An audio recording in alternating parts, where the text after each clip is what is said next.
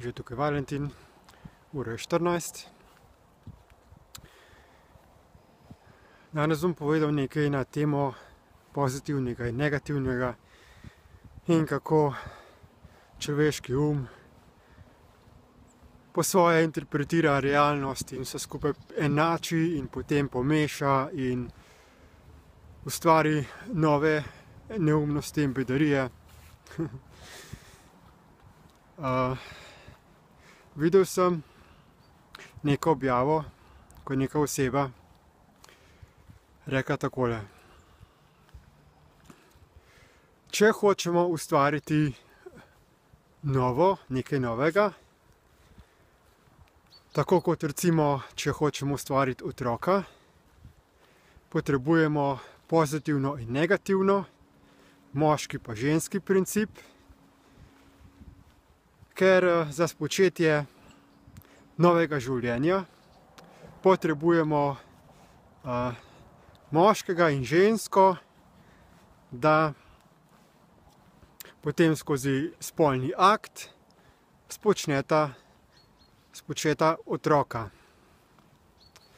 In da glede na to, da je enako pri energijah, da če hočemo nekaj ustvariti v svojem življenju, nekaj udejaniti, moramo uravnovesiti pozitivne in negativne energije, se pravi, moramo uravnotežiti ljubezen in sovraštvo in strah in pogum, zato da lahko potem stvari zmanifestiramo. Kar ta oseba ne ve, je to, da je spočetje fizičnega telesa povsem drugačno od spočetja neke manifestacije, še bolje pa to drugačno od same narave energij. Kajti spočetje fizičnega telesa je izjemno kompleksna zadeva, ker se pomešajo in umski programi, še posebej pri človeku, ki je ujet v pride do naprej transferja umsko-zavestnega sistema, moškega in ženske na otroka, potem pa tudi do mešanja fizičnega DNK-ja, do te kode, vse skupaj se prenese potem to na otroka.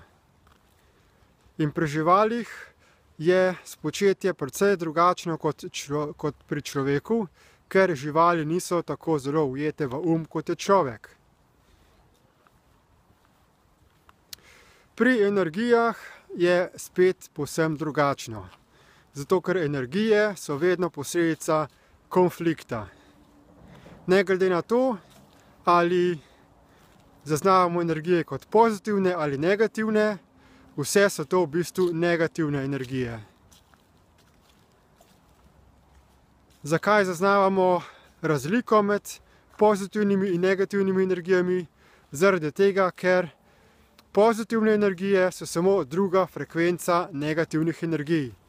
Imajo samo drugačno vibracijo. Drugače pa vse energije, umske, vsa čustva, ki jih čutimo, vse misli so negativna energija, zato ker so povzročene z konfliktom, z trenjem med univerzalno fizično realnostjo v tem trenutku in med nekimi nerealnimi, iluzornimi prepričanji v našem umu. Energije se vedno povzročajo na osnovi konflikta in črpajo življenjsko silo iz človeškega fizičnega telesa. In če hočemo tukaj v tem svetu karkoli zmanifestirati, ne potrebujemo uravnotežiti negativne ali pozitivne energije, ampak bomo lahko zmanifestirali stvari samo, če bomo notranje čustveno stabilni, torej da ne bomo proizvedli niti pozitivnih, niti negativnih energij, ampak da bomo pozorni na svoje dihanje in se zavedali tega trenutka in svojega fizičnega telesa. Mi tukaj v bistvu na tem svetu ne moremo nič posebnega zmanifestirati, da bi nekaj ustvarili na novo. Mi nismo sposobni na novo ustvariti življenja, ampak smo zmožni samo preoblikovati snov, ki je že tukaj. Ne moramo ustvariti snovi, ampak lahko samo skombiniramo določene delčke te realnosti med sabo, da nastanejo nove forme, nove oblike, nove strukture. To je vse, kar je človek sposoben narediti. In če hočemo v tem svetu zmanifestirati nekaj, je potrebno fizično gibanje, fizična aktivnost. To je vse, kar je potrebno. Da čim manj fantaziramo, da čim manj razmišljamo, da čim manj čutimo, ampak da gremo enostavno v fizično akcijo. Edino to pripelje do tega, da se potem nek načrt, neke želje, da bi nekaj dosegli, da se potem to uresničijo. Torej, narediti načrt, kaj želimo narediti, in potem narediti plan akcije, akcijski načrt, kakšen je naslednji logični korak in da premikamo naše fizično telo v tej fizični realnosti skozi prostor, da potem pridemo od točke A do točke B, da uporabljamo fizično komunikacijo, da ne molimo, da ne upamo, da ne sanjamo, ampak da komuniciramo na praktičen fizični način z drugimi ljudmi, da potem za skupno močjo zmanifestiramo naše načrte. Predvsem pa, kar je pomembno, je to, da če hočemo dolgoročno ustvariti podporne življenjske razmere na tem svetu za vse, ne moremo samo uresničevati nekih sebičnih, egoističnih interesov, gledati samo na sebe, na naše lastne potrebe, ampak je potrebno v to formulo vključiti vsa živa bitja v tem stvarstvu. Vse živali, vse rastline, ker vsi smo del enosti. Vsaka naša aktivnost ima posledice na življenja številnih drugih živih bitij.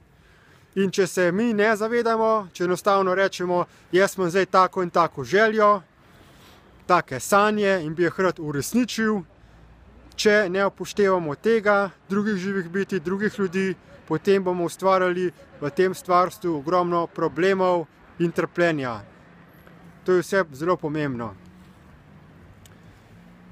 Kdor hoče več zvedeti glede tega, na kaj paziti pri manifestaciji, kako učinkovito manifestirati, vas vabim, da si pogledate povezave v opisu tega videoposnetka. In zelo boste presenečeni, kako je dejansko realnost drugačna in kako se manifestacija dejansko realizira v primerjavi z določenimi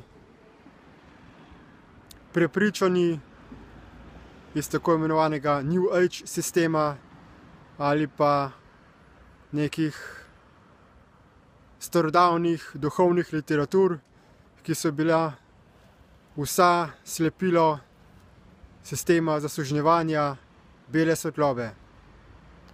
To je vse za danes, lepo se majte in nasvidenje.